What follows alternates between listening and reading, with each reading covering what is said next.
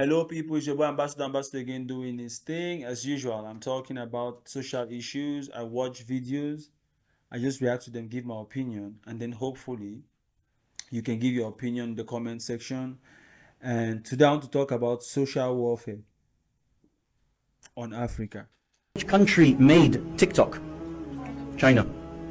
Do you know that China controls the algorithm of what you see? Do you know this?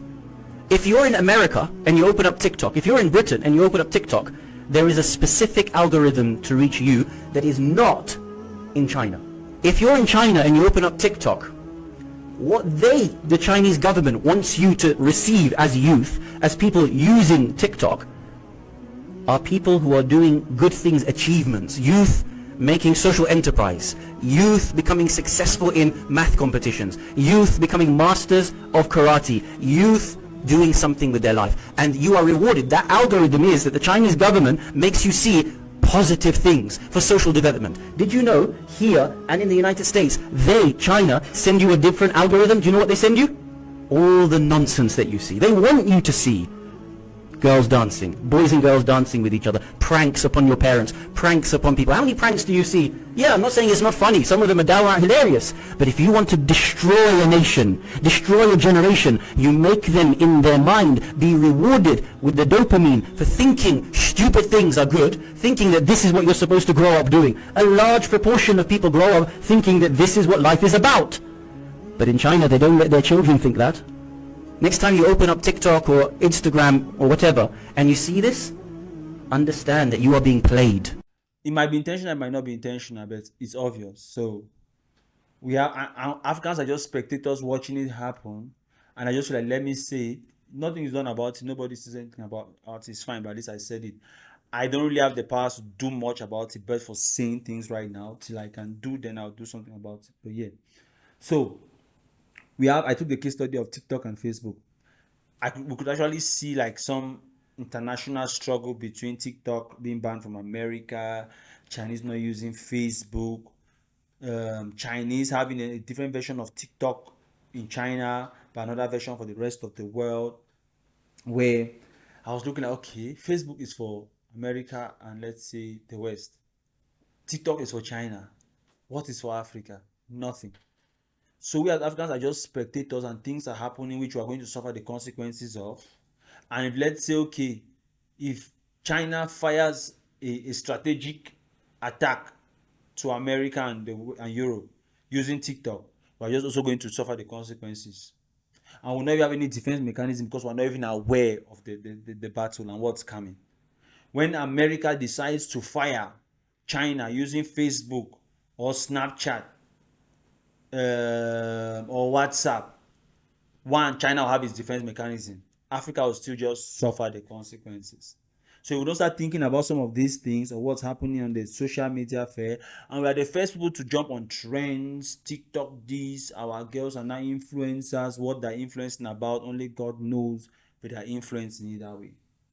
Now, that being said, I think I've always spoken about the stupid things which we watch on this platform. I have never hidden my opinion with regards to the fact that 90% of our youth focus on football, telenovela, and partying, latest trends and music. But those are not the things that impact our lives. So for me, it's always very funny when things like TikTok are just pushing that agenda, like, okay, stupid youths. Or how did this guy refer to them? I think it was stupid youths. He said people should just be dancing and jumping with trends. Their own TikTok in China shares more of motivational quotes, inspirational stories.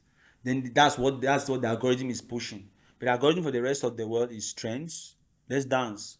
Buga, is it wo, the new one that are jumping out with 2 legs. We pick every trend. And then the sad thing is youths are in that stupidity.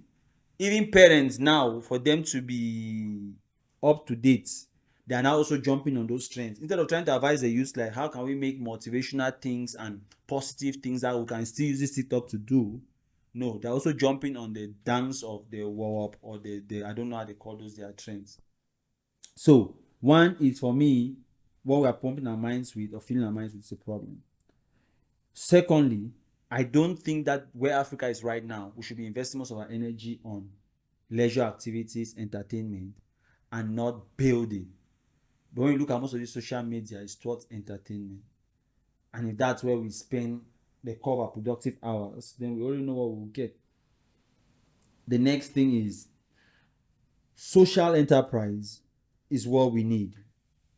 But even when you look at, let's say, TikTok in China, they're going to push people towards sports, health, technology, but sports from the direction of practicing. Sports is very good for the both health reasons. It's not for the purpose of betting and just cheering the team because you want to. It's also the problem maybe supporting our local sport ideas, not supporting Manchester. Have you ever been to Manchester? What do you know about Manchester? If I ask you about Cotton Sport or Imba United in Africa, you will not know them. But you know all the players in Manchester, you know how much they sell the jersey, you know how much they sell the tickets, you know who they're transferring. That's Manchester is somebody's village. What do you know about Manchester? So there's that approach to sports which will even take you on a very negative direction. As I said, so we can push some of those social enterprise related things. Okay.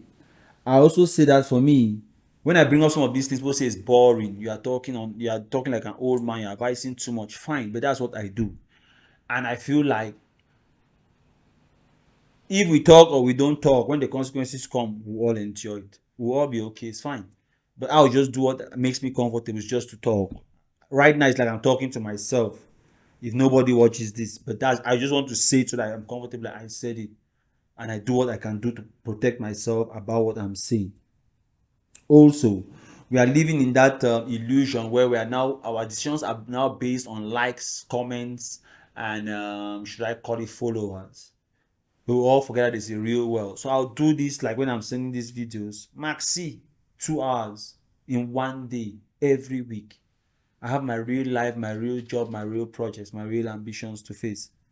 But when some of these people take social media, they're talking with their fans. They're moving on the road. They're talking with their fans. They're not talking with the people around them. They're talking with their fans, their followers.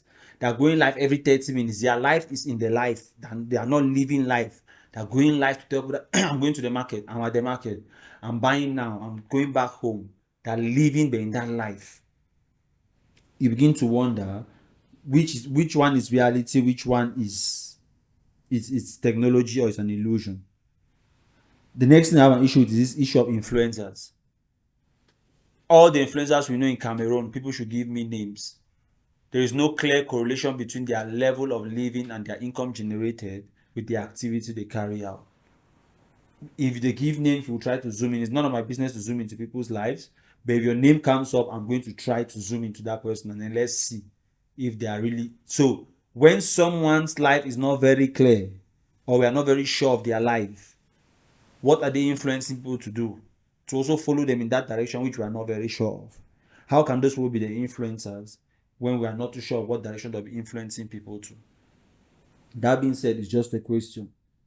I also think that we need to be investing in building our own platforms. We should build our own Facebook, our own TikToks, our own structures which we can rely on in case we want to carry out our own agenda, push our own narratives when it comes to social engineering.